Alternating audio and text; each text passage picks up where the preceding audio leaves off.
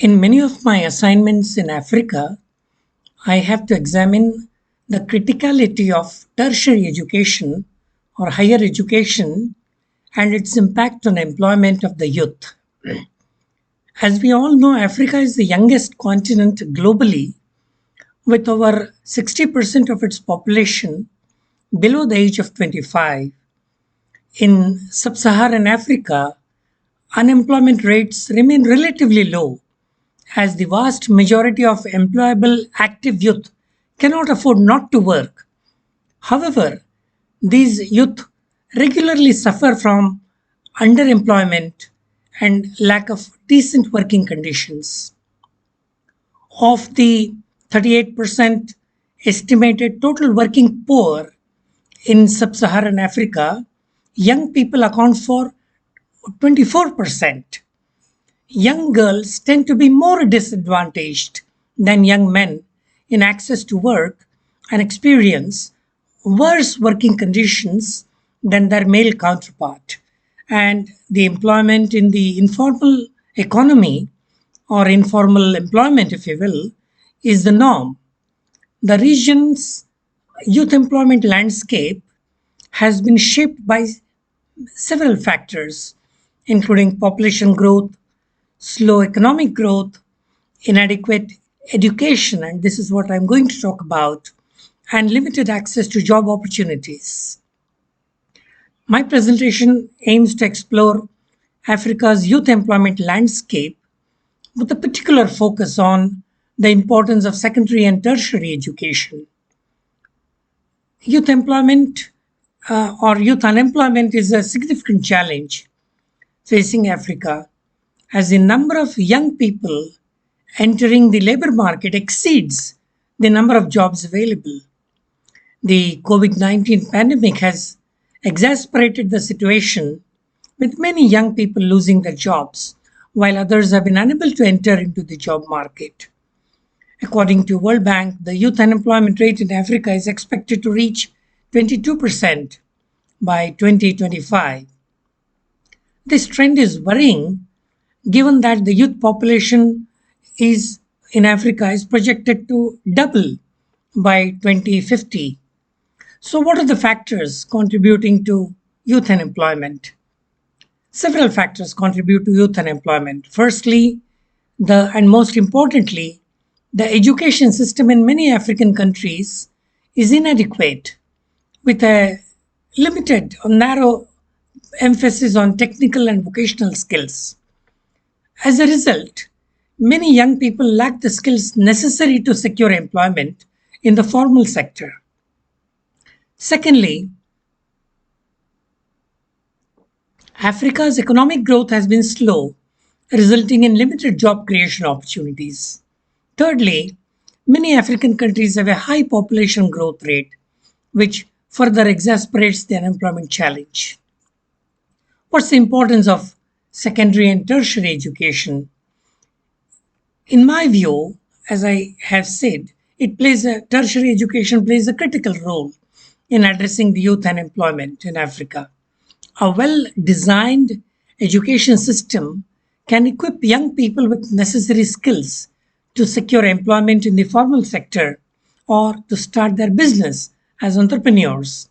Technical and vocational education and training is particularly crucial as it equips young people with the skills necessary for specific trades and professions. However, access to secondary and tertiary education remains a significant challenge in many African countries. Many young people cannot afford the cost of education, while others face barriers related to gender, location, and disability. Moreover, the quality of education in many African countries is suboptimal, with limited investment in teacher training, infrastructure, and teaching material. The youth unemployment or youth employment landscape remains therefore challenging and the unemployment rate remaining high. How do we address this challenge? Well, in my view, this requires a multi-pronged, multifaceted approach, including investment in education, job creation, and entrepreneurship. Secondary and tertiary education plays a critical role in equipping young people with necessary skills to secure employment or to start their business. However, there is a need for increased investment in education and necessary policy reforms to ensure that young people have access to quality education. That brings the question as to what policy options we are talking about. Well, there are several options available for African countries to improve the status of tertiary education. Some of these could be increased public investment in education. African governments can increase their public investment in education, particularly in tertiary education, to improve the quality and availability of education in the region. This can involve increasing budget allocations for education, expanding access to scholarships and other forms of financial assistance for students, and building new infrastructure for schools and universities. Second could be public private partnership. African governments can also explore public private partnership to expand access to tertiary education.